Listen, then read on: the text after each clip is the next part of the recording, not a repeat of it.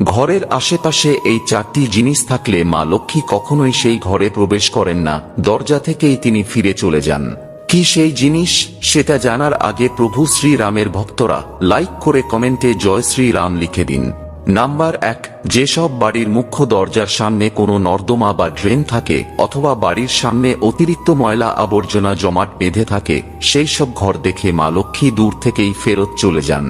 Number 2, বাস্তুশাস্ত্র মতে ঘরের আশেপাশে মাছ, মাংস ও ডিমের দোকান থাকা উচিত নয়, কারণ এইসব ঘর থেকে মা লক্ষ্মী সর্বদাই দূরে থাকেন।